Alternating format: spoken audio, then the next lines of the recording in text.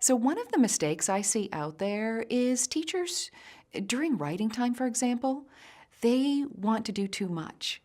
That quite often they are so used to actively doing reading instruction or actively being hands on with students and teaching phonics and teaching spelling and teaching all the time that they try and build instructional time into independent writing time.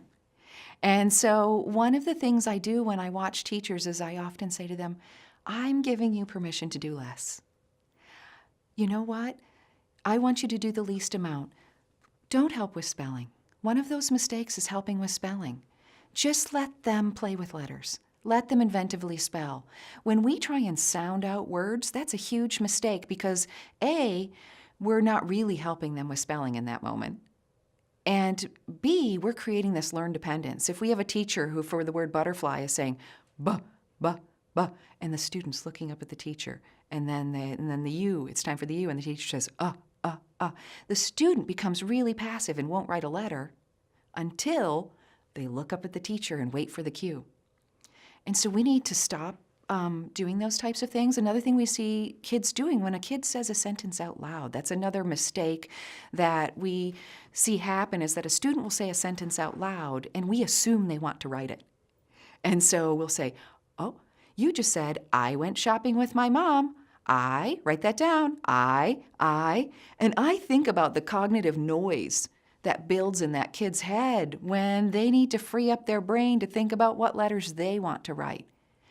And so I think that's a mistake. Another common mistake I see is that teachers want too much too soon. And so that's part of that active instruction. They're like, I want them writing a real word. I want them writing a sentence, and it's killing them. And these are students who maybe had next to no writing opportunities as preschoolers. They're now 7 years old, and they've had minimal writing experiences. We're now exposing them to writing for the first time. And 1 month in, teachers are like, where are the words? Where are the words? A student with significant disabilities may need 10,000 opportunities to achieve the same gains as a student who is typically developing. And so I think in the future, we need to, ease into it and be patient. And we call that, we will accept their products as is and to celebrate what they do, because a big piece to this is having these students believe in themselves as writers. And as soon as we start to say, oh, you should have done it this way, or oh, you should have done it this way, or oh, but why don't, then we take a chink out of them. And we can make huge headway if we have them believe in themselves.